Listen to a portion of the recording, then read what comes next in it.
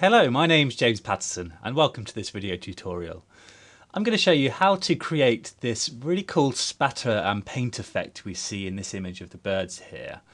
So we'll use a couple of montaging techniques and then load in a brush set and come up with something like this using these 4 start images. So I'm going to start by opening up the Kite 1 before JPEG into Photoshop. So the first thing I need to do is to make a selection of the bird. I'm going to do this by grabbing the magic wand tool over here in the toolbar.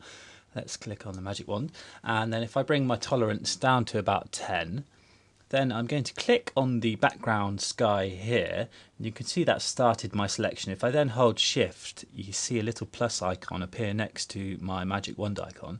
I can then click and add to my selection. So still holding shift, just continue to click around the sky, and then you can click around the gaps between these wings here. So that looks okay. Actually, there's a little area here, let's get rid of that. So now I want to invert my selection so I have the bird selected instead of the sky. To do that, I'm going to press Command or Control Shift and I to invert my selection. Now, to make my selection more precise and smooth, I'm going to click on Refine Edge up here in the Tools panel. So the Refine Edge dialog box gives you lots of options to smooth out your selection and make it more precise. I'm going to check Smart Radius. Let's set the radius to around 1 pixel. We'll change the smoothness to about 2 and the feathering to about 0.5. You also have the option here to use the Refine Radius tool to paint in areas around your selection. So I'm going to click on that tool there. Then let's zoom in a little bit by pressing Command or Control and plus, and hold space to move around. So I can see along the edge of the wing here, there's a gap between the feathers and the background where I haven't actually selected all the sky. So if I use the refine brush here to paint over these areas, you can see that does a good job of getting rid of them. And then let's just get this tiny area between the feathers here. Let's have a quick look around the rest of the image. You can see the edge of the tail here. There's a few more areas that could do with cleaning up slightly, so I'm simply going to paint over them with my tool. And then let's check this edge over here.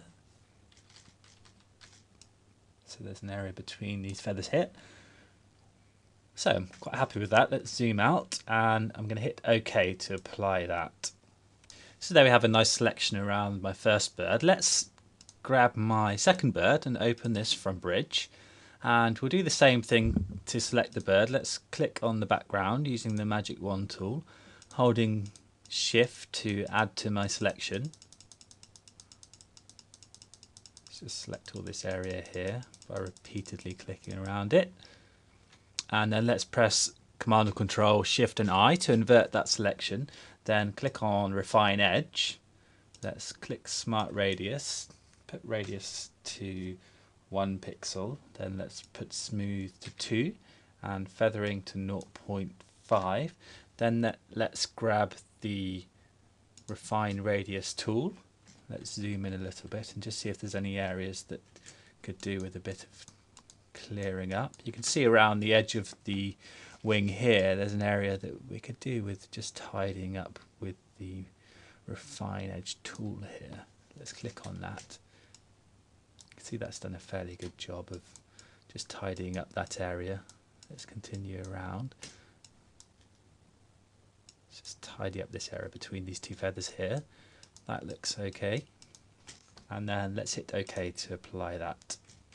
Now I have my 2 birds selected, I'm going to go back into Bridge and we'll open up these other 2 images. So let's hold Command or Control and click on both the images. Then I can double click to open them up into Photoshop. And I want to drag this texture onto my sky image. So let's go back to my texture.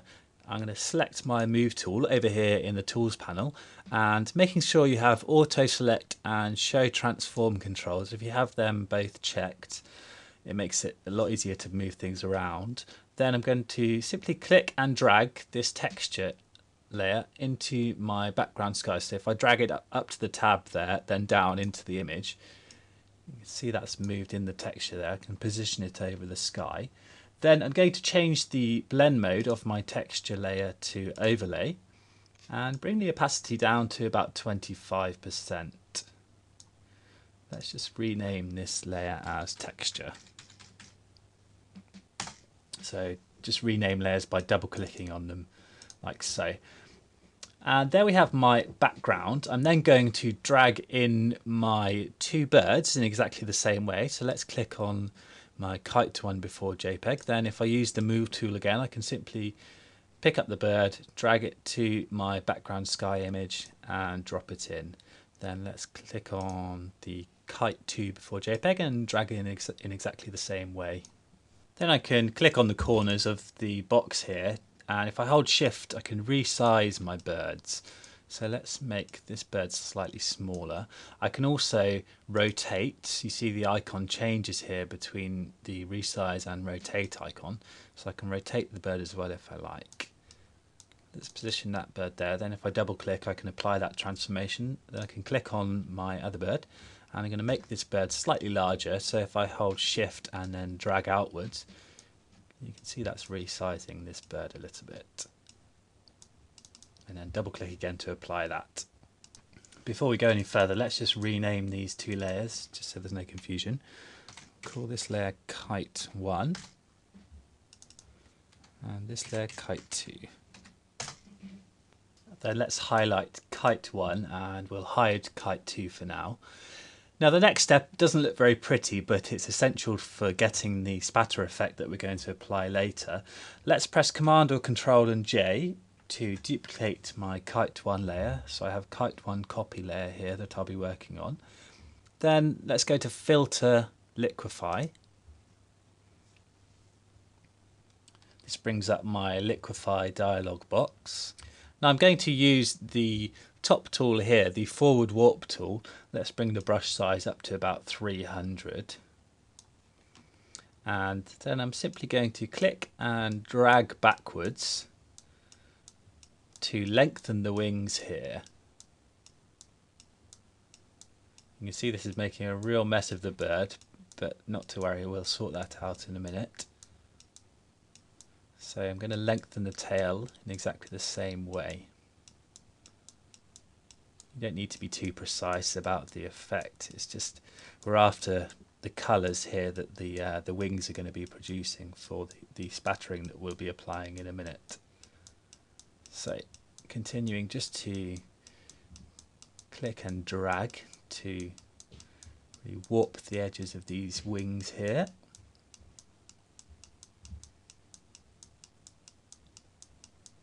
And I think that looks good.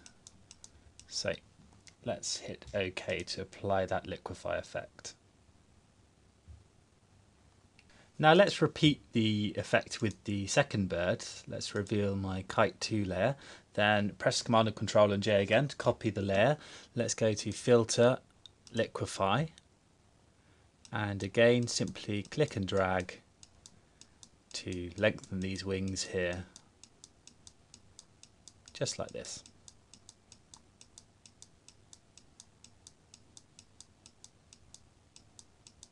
Just going to pause the video here while I finish this off. And there we have my second liquefied bird. I'll just toggle it on and off to give you an idea of how that's looking. So I want to apply a full layer mask to each of these liquefied bird copy layers. To do that, I'm simply going to hold Alt and click on the Add Layer Mask icon at the bottom of the Layers panel here. Let's select my Kite 1 copy layer and do exactly the same thing. The next step is to load a set of brushes. So to do this, click on the brush tool here in the Tools panel.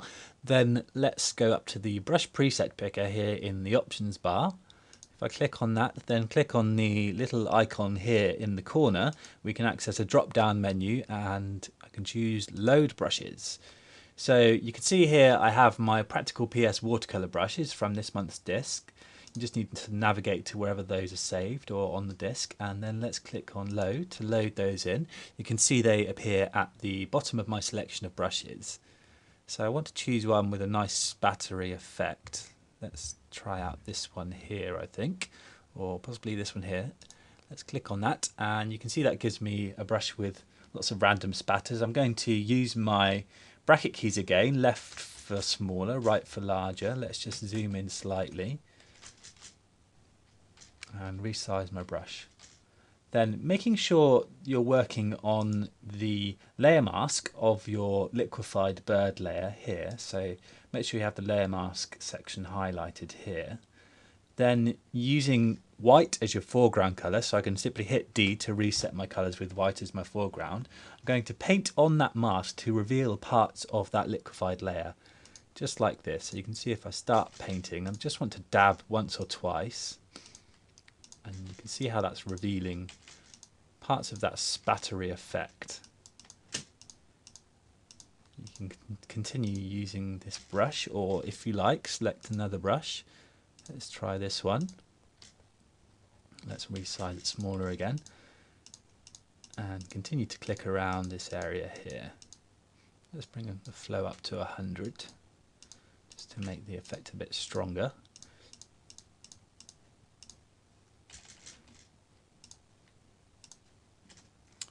And you just want a really random effect. So a good way to get this kind of randomness is to access the brush panel here, which you can toggle on or off here in the options bar.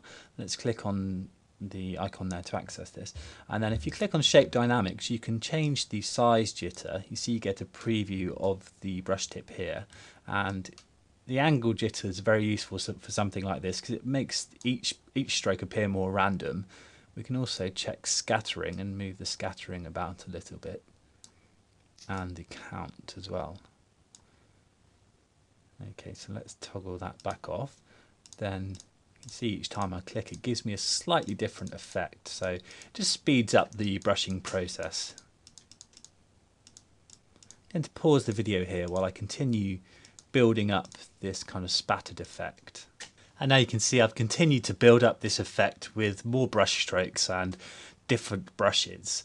Now I'm going to click on my original Kite 1 layer, and if I add an empty layer mask to this layer here by clicking on the Add Layer Mask icon, you can see that gives me a white mask revealing everything on that layer.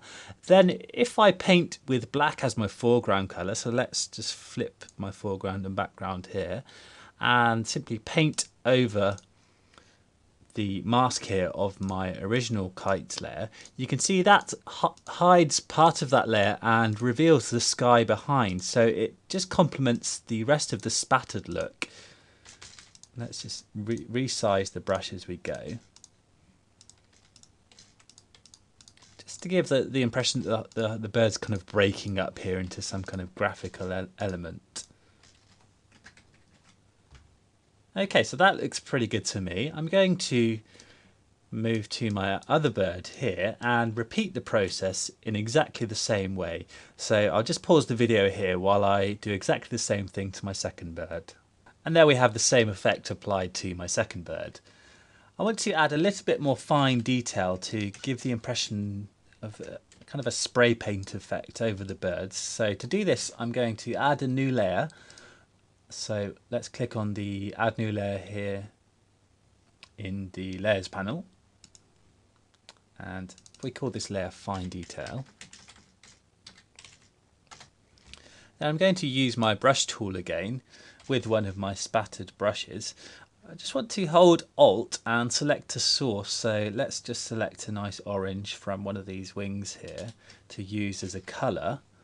Then I'm simply going to begin painting over these areas just to give a bit more of a spattered effect to these wings. I don't really want the paint to be spilling out over the edges too much, so I'm going to undo that and then continue to paint. I can hold Alt and select new sources. Let's zoom in slightly more. If I move around, and then if I hold Alt I can select a black source here.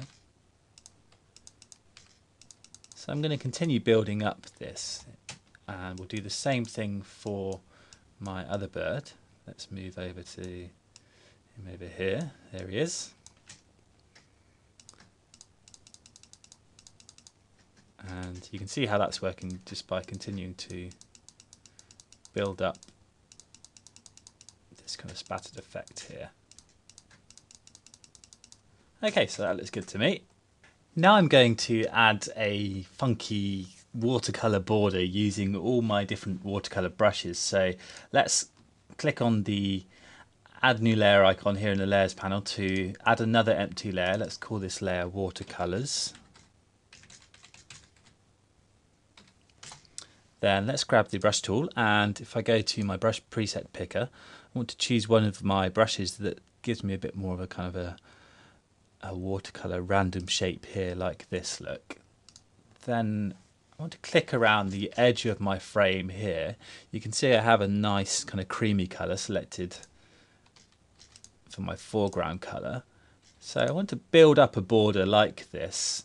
Let's toggle on my brushes panel again here, and if I go to brush tip shape, I can alter the angle of my brush like this, just to be a bit more precise with the angle. So then I can kind of come in from the corner here. Then let's toggle that off again, and we'll choose another brush. Let's choose this one here, and then let's choose a different color. Maybe if we sample kind of a bluey color, maybe make it a bit more intense. So something like that. And then I can continue painting to build up this border like this. I can lower the opacity of my brush for a slightly softer effect. Then let's choose another brush and a different color again. Let's make the color more orangey.